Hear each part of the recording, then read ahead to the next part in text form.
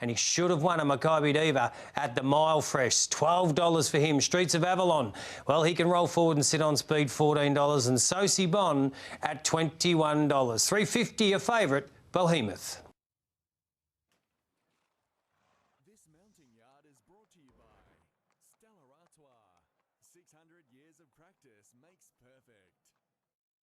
First run in 1899. Here's our Group 1 of the day. The Magic Millions Memsie Stakes over 1,400 metres. And we start with the All-Star Mile winner, number 1, Regal Power. He's another that comes, of course, out of the Lawrence. And I thought it was a disappointing run, but it was one of those races where you'd have to forgive a few. Just would have liked to have seen him hit the line a little bit better than he did on that occasion. We know how good he is, Richo. Let's hope he can bounce back today. If he gets the race run to suit, which he should be powering home. Look, I think he's lovely and relaxed in the yard as he was out at the back. He's got some improvement to come in his coat. He's still a little bit wintry, but all in all, from a fitness point of view, he looks pretty spot on. He's a veteran resuming Harlem at 9 years of age for Lindsay Park Racing. Been a grand servant for the Lindsay Park operation, and look, he usually picks up a race, but during his preparation, and can be a big one too. But today, resuming Caulfield, I'm happy to watch. A 7-year-old gelding from Western Australia, exactly like Scales of Justice, who won the race last year. Here's Gadding.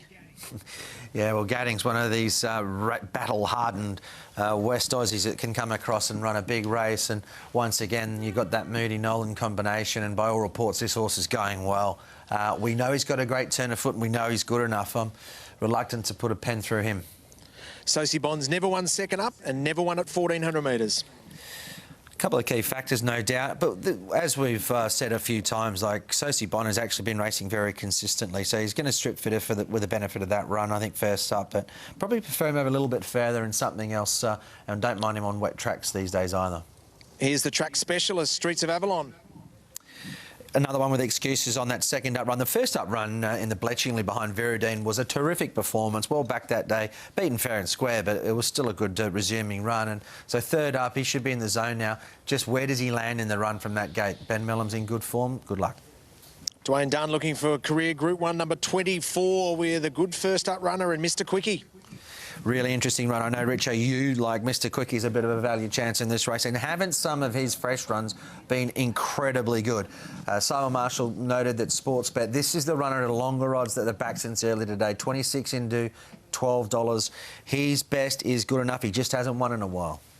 He's strengthened really nicely from the last time I saw him. He pushes his weight around a little bit in the yard. He's got a bit of confidence about him. And the only negative is he's a little bit wintry in the coat. Aside from that, I think he looks really well. Behemoth draws a low gate. Craig Williams in the saddle.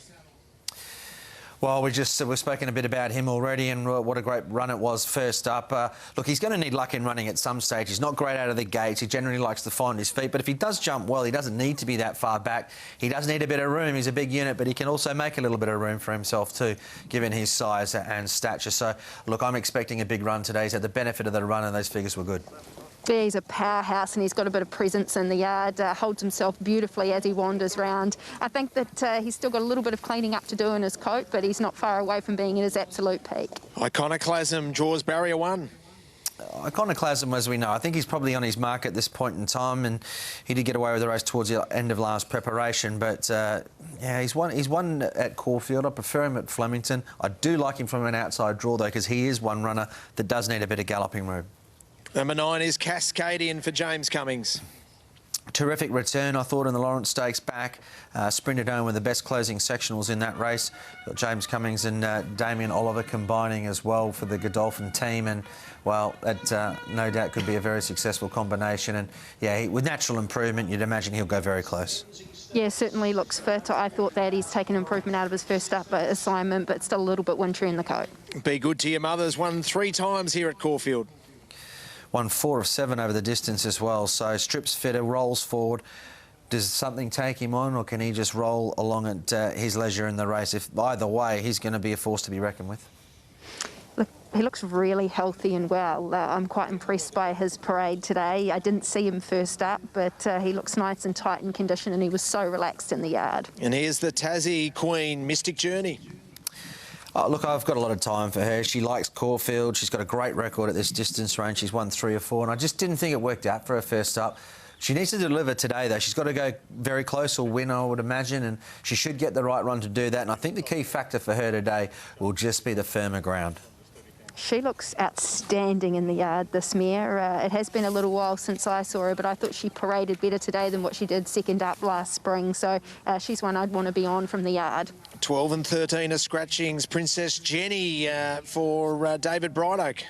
We know her profile. She usually takes a run and she's sort of best followed second up in her prep. So happy to watch her today. Last 3-year-old winner of this race was 1975 Glenfiddich win. I'm reluctant once again for the same reasons why the previous winner won to say no. 50 kilos. Brought some really good Group 1 3-year-old form into the fray last preparation, and now with Pete Moody. So I'd be keeping Glenfiddich safe. It looks like the market is as well.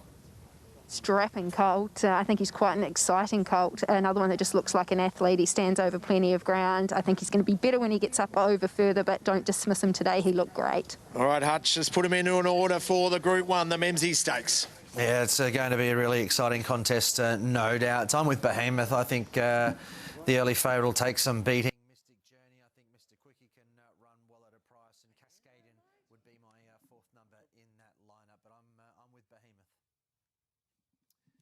Let's find out what Jane likes from the yard. The Mystic Journey goes on top from the yard. Behemoth, as I said, looks outstanding. I think he'll clean up a little bit in the coat off the back of this. Glenfiddich, don't dismiss him. He's a beautiful colt, one to watch going forward, and Be Good to Your Mother. Perfect parade from his point of view. And he's holding at that $3.80, just out slightly from $3.50. Glenfiddich, the colt, there's a good rally. $7.50 into $5.50 with the lightweight Cascadians holding good money. And the best backed roughie was Mr. Quickie. There you go. It's an open race. Race 9, Caulfield. Group 1 winner. He'll do me. There we have it. There we have it. Field milling behind the start for the Memsie Stakes this year. Let's head out to Matt Hill for the call. Dolphin runner now, with the late withdrawal of Savatiano. Cascadian in. Sosi Bond joins the line. Regal Power is in the stalls. Here's Mystic Journey. Will appreciate a better tempo this afternoon. Goes in second up. Mr. Quickie about to come forward. On the tote, it's 340 for Behemoth. 380 into 360 on the VOP. So we've got about 4 or 5 to load up. Harlem waits its turn. There's Glenfiddich, the 3-year-old going forwards. Peter Moody looking to win this race for the 3rd time. So Glenfiddich in. Peter Moody looking to win the race for the 3rd time. Harlem goes in. There's Gatting joining them. Princess Jenny, Streets of Avalon, Be Good to Your Mother are going to be the final 3 as Princess Jenny loads up. Be Good to Your Mother comes along now. And Streets of Avalon looks as though it's the last, with Ben Malum in the saddle. Won this race aboard Dissident a few years ago. Field is locked away. The Magic Millions Memsie Stakes, Group 1, 1400. Set to gallop. Stalls are back and they're racing. Gatting and also Mr. Quickie go back to the end with Cascadian. Behemoth jumped well with Streets of Avalon, Be Good to Your Mother. Glenfiddich's in the top 4 early, followed by Mystic Journey, wider than Sosi Bon. Iconoclasm back to about 7th. Then Regal Power, a length and a half. Princess Jenny, Mr. Quickie, Harlem. Well back in the field as Gatting, Cascadian last. Be Good to Your Mother taken on by Streets of Avalon to the side. At the 950, it's Streets of Avalon trying to work across. Be Good to Your Mother boots up the inside and Glenfiddich 3rd. A length and a half, Mystic Journey, the outside of Behemoth. And then came Sosi Bon, Iconoclasm. Next in the field, Regal Power. Then came Gatting and Mr. Quickie from further back, Princess Jenny. Second last, Cascadian, last Harlem. 600 to go. Streets of Avalon, Be Good to Your Mother. A length and a quarter away, 3rd, Glenfiddich, followed by Behemoth. Every Hope from Mystic Journey niggled at. Then Sosi Bon to the outside from Iconoclasm. Next, Regal Power, 5 off the lead from Gatting. And then well back, Harlem. Be Good to Your Mother. Kicked into the bend at the 300 metres. Behemoth with a lot of room now moves up on the outside. Then came Glenfiddich and behind them Streets of Avalon, Sosi Bon, Mr. Quickie. But the big horse Behemoth went to the front at the 150 from Be Good to Your Mother, Glenfiddich, Sosi Bon, Cascadian late, but it's all Behemoth. Behemoth won the Memsie well. Second, Mr. Quickie, photo 3rd, Cascadian or Glenfiddich, then Sosi Bon, Be Good to Your Mother. Princess Jenny, Harlem, Iconoclasm, Mystic Journey, Streets of Avalon, Regal Power and Gatting. Is he good enough? Damn straight he's good enough. He's a Group 1 winner. His name is Behemoth. And for Sam Lyons and the team at Grand Syndicates, they paid $6,000 for this horse as a yearling. His earnings go way past $1 million. He wins a Group 1. David Jolly gets his first Group 1 for 18 years after winning the Goodwood in 2002. And for Craig Williams, well, that's 60 career Group 1s. He eyeballs one of the greats in Lance O'Sullivan. There's so many stories to come out of it. Mr. Quickie flew late. What a return by Mr. Quickie. Cascadians run really well. There's so many stories out of the race, but let's concentrate on the winner. And Behemoth was in the right spot to run a terrific race. Glenfiddich will get third, 7, 6, 15 and 9. Oh, what a dream run that he had through the race. Well done to Grand Syndicates. And Sam has put them together. He does a great job. Not easy to do what they've achieved here today. And it was a brilliant watch. Couldn't have worked out any better for him. When you draw low, you need the kind of run that he got today. And he certainly had a lovely passage through. And when you saw Streets of Avalon just starting to tire outside of Be Good to Your Mother up on top of the speed, you knew that gap was going to come for Behemoth. Craig Williams quite rightly stayed on the fence, waited for Streets of Avalon to drop off, pops off and just goes whack. It was a good ride. Geez, Cascading was good from the back of the field, and Mr. Quickie again, another good first up run from him. They closed off nicely, but look, it was an interesting tussle for the lead early, wasn't it? Behemoth was well positioned, so was Mystic Journey really in the run. But while a lot of them fanned out, Craig had the benefit of an inside run. Glenfiddich didn't handle the turn all that well, and it opened up like the Red Sea for him, and he didn't need a second invitation. And there's plenty of punters on, and they would have been licking their lips at the top of the straight. What do we make now of Regal Power, Mystic Journey? A little bit on the disappointing side. They were. Look, I want to watch it again. I was watching the winner. Face value, but, obviously, yeah. Look, we need to see it again and see where they were. A deserved winner here. Look, Behemoth came back, posted some big numbers when winning at Mortherville. He's deserved this win today. He's always promised a little bit.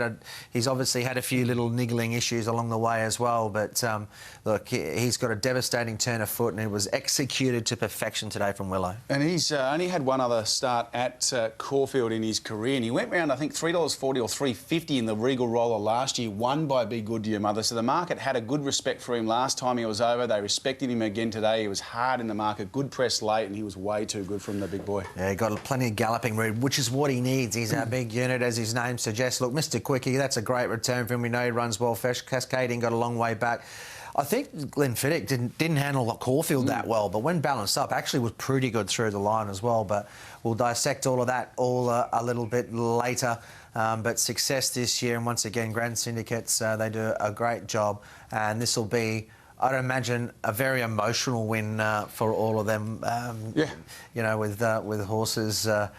They just do a brilliant job, and of course, you know, what was it, 18 years, which I said at the top of the program for the winning trainer as well, between Group 1s. Yeah, exactly. $6,000 purchase too.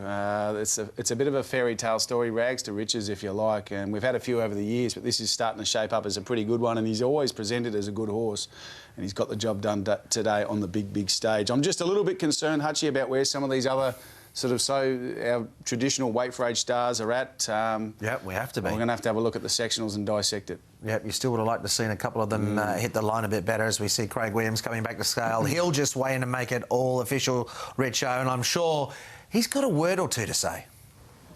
Yeah, really looking forward to having a chat to Craig Williams. That's career Group 1, number 60 in an unbelievable career from our champion jockey. And Craig, you win another Group 1, you win the Memsie on a horse over from South Australia. Take us through the run. You had a beautiful spot. I certainly did. I'm only here because of the performance of Behemoth, the management from his ownership group, Grand Syndicates, and Sam Lyons gave David Jolly an open book about getting this horse to be a Group 1 horse. And you can see his form and his records. He only had 2 runs in the autumn, and the whole idea was to build up to the spring. And I was delighted on his first up performance. Todd Pannell gave him a really good report about how he felt he was from a jockey's perspective. David, who's got a great handle on these horses, said, Craig, it's a different horse than when you first rode him at Moonee Valley and also in Adelaide a year and a half ago, and he surely delivered today. Oh, you certainly will keep getting him out of the gates appropriately. That was the key, because you drew down low and you ended up in a lovely spot. Well, for history of the horse is actually getting him into the gates is the problem. So thank you very much for our barrier attendants for the great work that they do. David gave me the heads up of how to get him in, and he actually had to use that acceleration they use in the straight to get him into the race, into the barrier stalls. And then once he was in there, I was lucky I had Tommy up with him, and Tommy said he's nice and relaxed, and I was able to utilise a really good barrier, and he was quite dominant. So he's done a really good job off a hot speed today. You've travelled all around the world, mate. Number 60 is a wonderful milestone. Very few jockeys get 60 career Group 1s. You deserve it. Well, I don't know about deserving in racing. I think anyone who partakes in the racing, it's a really tough industry, so every success is a great one. But again, I'm not here without the guidance, the upbringing I had from my parents, my two brothers, and the team I have around me is just an amazing team, and I can't thank them enough.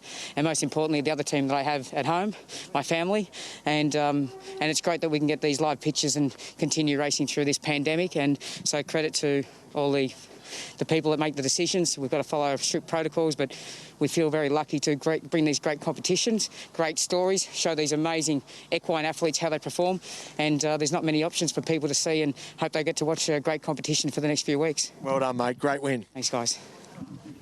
Certainly was a great win, wasn't it? And well said from Craig. And yeah, I mean, he does a great job. You can't deny that. And he gets on the right horses. And well, he delivered today. And like you said, Nick, though, it was a race outside of the winner. And congratulations once again to all concerned.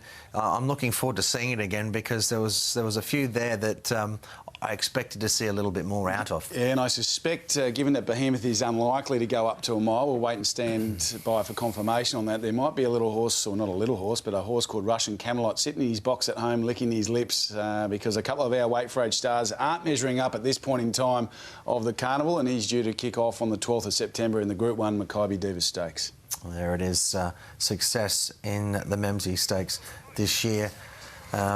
Well, we've got some of the beaten brigade. Let's hear from Phillip Stokes and the run from Mr. Quickie. Huge run by Mr. Quickie. What were your thoughts on his performance out there today? Oh, yeah, excellent run. Dwayne gave him a good ride. He just jumped out so well the week prior leading into this, and his work on Tuesday was super. Because we were thinking about just going to the 1400 metre handicap, but I'm pleased we didn't. We took this option, and great result, and hopefully he can hold this form and go on to bigger and better things. Former Group 1 winner who has showed an enormous amount of promise. Do you feel like we're going to see the best of him this preparation? I think so. He's a stronger horse. I can't wait to get him to Flemington, over a mile or even further on a bigger track, and you'll see a really good horse. Where are we going to see him next? Oh, look, I'll have a talk to Wiley and the connections, but, a race like the Maccabi Diva or something like that. Good luck with him going forward. Thank you.